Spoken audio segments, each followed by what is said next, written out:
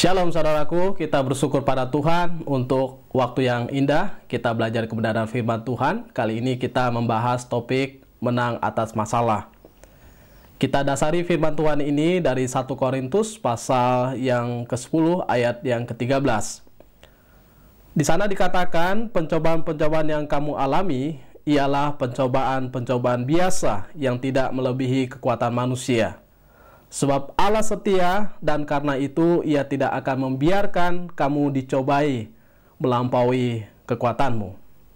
Pada waktu kamu dicobai, Ia akan memberikan kepadamu jalan keluar, sehingga kamu dapat menanggungnya. Saudara-saudaraku yang kasih dalam nama Tuhan kita Yesus Kristus, waktu kita perhatikan bagian firman Tuhan ini, maka kita melihat tidak ada kemerdekaan tanpa perjuangan. Karena memang suatu kemerdekaan diperlukan suatu perjuangan. Bahkan harganya adalah darah, bahkan nyawa seseorang. Sama seperti bangsa kita bisa merdeka karena para pahlawan berjuang dengan sekuat tenaga mereka berkorban, bahkan menyerahkan nyawa mereka agar bangsa ini boleh merdeka. Dalam kehidupan kita perhatikan bahwa kita akan menghadapi yang namanya tantangan, ujian, pencobaan, masalah. Tetapi bukan masalah berapa besar masalah itu, tetapi bagaimana kita menghadapinya, menanggungnya, bahkan menang di dalamnya. Kalau kita perhatikan ya, para peselancar, mereka menghadapi ombak, mereka menghadapi yang namanya gelombang laut. Semakin besar, semakin banyak, mereka semakin senang. Karena memang kebahagiaan mereka adalah waktu mereka bisa menaklukkan gelombang, ombak yang besar itu. Nah, ini kehebatan para peselancar. Mereka tangguh, mereka menjadikan ombak sebagai kesempatan untuk mereka menaklukkannya. Dan juga sama seperti burung Raja Wali, semakin keras anginnya, maka Raja Wali semakin terbang tinggi. Jadi dapat kita gambarkan bahwa tidak semua yang namanya suatu tekanan, suatu badai, suatu ombak, bahkan angin yang keras membuat kita mundur dan jatuh.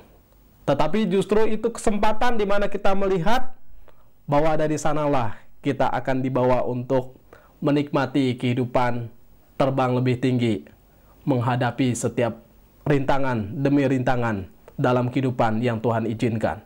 Jadi Alkitab berkata bahwa pencobaan-pencobaan yang kamu alami adalah pencobaan-pencobaan biasa. Artinya bukan sesuatu yang luar biasa.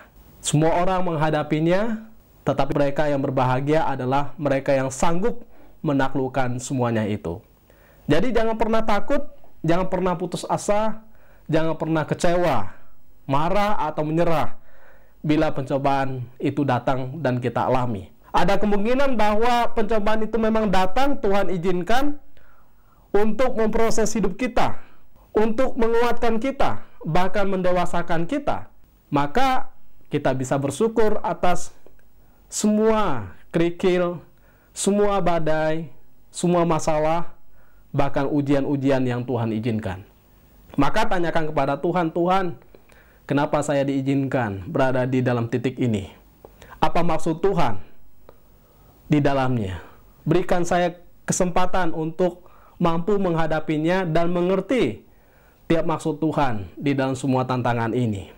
Sehingga saya tidak menyerah, saya tidak putus asa, saya tidak mundur, tapi saya terus maju, bahkan menjadi seorang pemenang. Karena memang tujuan daripada persoalan itu bukan membuat kita downgrade ya, tapi membuat kita upgrade.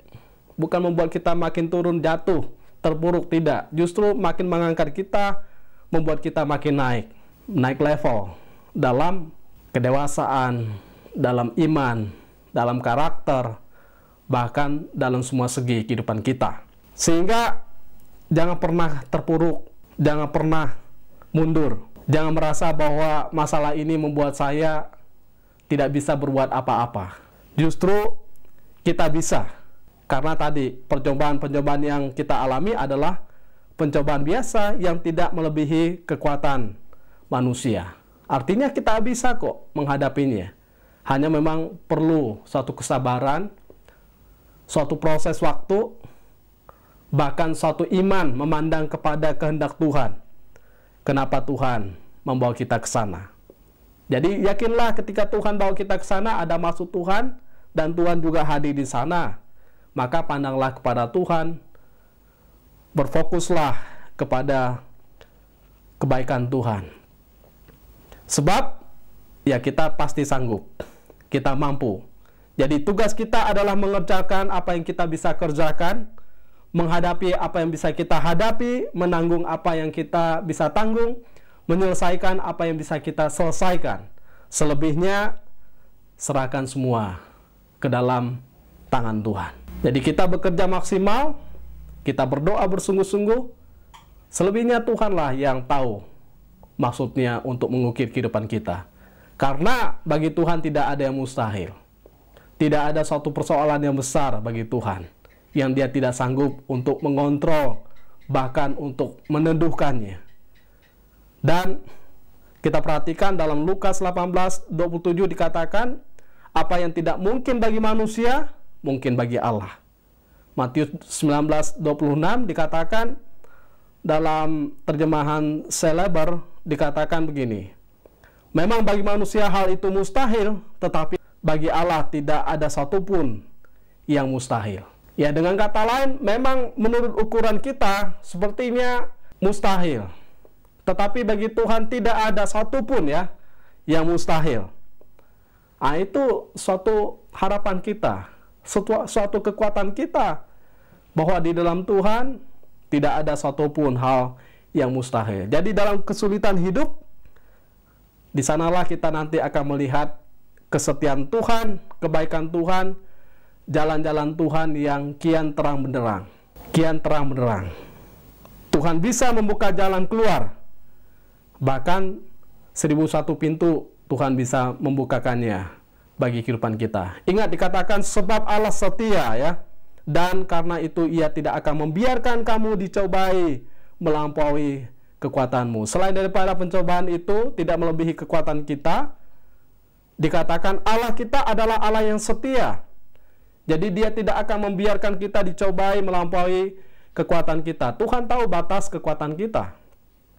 Karena itu jangan kita andalkan kekuatan kita sendiri. Andalkanlah Tuhan dalam kehidupan kita. Percayalah kepada Tuhan dengan segenap hatimu, jangan bersandar kepada pengertianmu sendiri.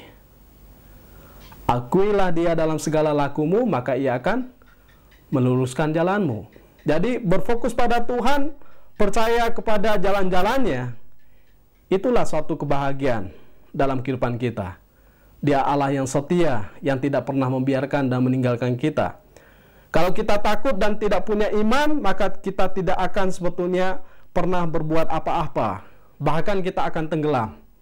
Tapi kalau kita berani, ya tentu meyakini karena penyertaan Tuhan, kasih sayang Tuhan tidak pernah beranjak daripada kehidupan kita, maka kita akan melakukan perkara demi perkara yang Tuhan izinkan untuk kita kerjakan. Maka jangan pernah takut, jangan pernah tidak punya iman. Karena kalau kita takut dan tidak punya iman, kita tidak akan pernah melangkah, kita tidak akan pernah melakukan satu hal apapun. Karena semua membutuhkan tantangan. Semua membutuhkan yang namanya pencobaan. Tetapi mereka yang menang adalah mereka yang mampu menyelesaikan setiap tantangan, rintangan, cobaan dalam kehidupan mereka dengan bersandar kepada Tuhan. Kalau kita belum bisa melihat jalan Tuhan dengan jelas, jangan khawatir, jangan kecewa, jangan putus asa, atau juga jangan mundur, jangan juga menolak Tuhan. Tetap setia berjalan bersama dengan Tuhan. Nanti Tuhan pimpin kita ke dalam jalan yang Dia kehendaki bagi kehidupan kita. Jadi jangan buru-buru menyerah, jangan buru-buru untuk marah dan putus asa. Izinkan Tuhan membuktikan segala kehendaknya, kebaikannya dalam kehidupan kita. Karena di dalam Yeremia 29 ayat 11 dikatakan, Sebab aku ini mengetahui rancangan-rancangan apa yang ada padaku mengenai kamu. Demikianlah firman Tuhan, yaitu rancangan damai sejahtera dan bukan rancangan kecelakaan, untuk memberikan kepadamu hari depan yang penuh dengan harapan. Jadi firman Tuhan dengan jelas berkata bahwa Tuhan punya rancangan. Jadi rancangan Tuhan dalam kehidupan kita bukanlah rancangan kecelakaan, tapi rancangan damai sejahtera. Untuk apa? Memberikan kepada kita hari depan yang penuh dengan harapan. Jadi semua plan Tuhan membawa kita kepada titik demi titik seperti yang Tuhan kehendaki dalam kehidupan kita. Sehingga jalan Tuhan memang belum tentu jalan yang tercepat. Jalan Tuhan juga bukan juga jalan yang termudah. Tetapi jalan Tuhan adalah jalan yang terbaik, yang membawa kita tiba ke dalam maksud Tuhan, kehendak Tuhan, rancangan Tuhan bagi kehidupan kita. Maka ketika kita benar-benar percaya bahwa Tuhan mencintai kita sebagai anak-anaknya, maka kita tidak akan pernah meragukan kepedulian, kebaikan Tuhan bagi kehidupan kita. Kalau kita sungguh-sungguh benar percaya bahwa kita ini anak Tuhan, Tuhan mencintai kita, kita tidak akan pernah meragukan kesetiaan, kebaikan, kepedulian Tuhan bagi kehidupan kita. Kecuali ya, kita bukan anak Tuhan, maka buktikanlah kalau kita memang anak Tuhan yang percaya, Dia peduli atas hidup kita. Ia peduli atas kehidupan kita hari lepas hari, termasuk juga atas kesehatan kita, atas keadaan kita waktu kita mengalami suka atau duka, waktu kita mengalami suatu pergumulan, bahkan masalah yang sangat berat, bahkan doa-doa yang mungkin bagi kita belum kunjung ada jawabannya. Bukan berarti Tuhan tidak peduli. Kebaikannya sedang Dia ukir untuk kita alami dalam kehidupan kita. Sama seperti seseorang yang sedang menggambar atau melukis, membutuhkan suatu proses sehingga lukisan itu terlihat sempurna. Jadi Tuhan tidak tiba-tiba memberikan suatu gambaran yang jelas, yang langsung tampak, bahkan tampak indah, tampak menyenangkan, tapi di dalamnya bukan berarti Tuhan diam. Tuhan sedang mengukir, melukis, sehingga terjadilah suatu lukisan yang sangat indah. Maka bersandarlah kepada Tuhan dan buktikanlah bahwa kita sungguh-sungguh percaya kepada Dia, dan tunggulah waktu Tuhan. Ya, memang karena waktu Tuhan itu adalah waktu yang terbaik. Sehingga waktu Tuhan itu digambarkan sebagai waktu yang sangat sempurna, perfect. Jadi kita bisa selalu percaya terhadap waktu Tuhan. Waktu Tuhan tiba, semua akan indah pada waktunya. Maka percayalah kepada Dia, letakkanlah hidup kita dalam tangannya. Karena dikatakan pada waktu kamu dicobai, Ia akan memberikan kepadamu jalan keluar, sehingga kamu dapat menanggungnya. Pada waktunya kita akan tahu, oh Tuhan, saya pikir saya nggak bisa lewat menghadapi tantangan itu. Ternyata pikiran itu salah. Tuhan izinkan kita melewatinya. Sama seperti mungkin bangsa Israel berpikir, nggak mungkin mereka bisa lewat daripada perbudakan di Mesir. Mereka sudah nunggu lama, mungkin sudah tidak harap-harap begitu rupa. Tetapi ternyata tangan Tuhan terulur, sehingga mereka bisa keluar. Dan mungkin kita sedang menghadapi situasi yang sama. Kapan kita akan keluar dari sini? Mungkin sama seperti juga bangsa Israel yang berputar-putar di padang gurun. Kapan kita tiba di Kanaan? Kapan kita tiba pada tempat yang Tuhan janjikan? Ternyata pada waktunya mereka akan tiba. Jadi Tuhan izinkan kita menghadapi semua proses, supaya kita semakin banyak melihat pertolongan Tuhan, kebaikan Tuhan, proses Tuhan, bahkan keindahan keagungan Tuhan bagi kehidupan kita. Akhirnya yang kita pandang bukan masalah, tapi yang kita pandang adalah Tuhan, Sang Pemimpin kehidupan kita. Tuhan Yesus memberkati. Amin.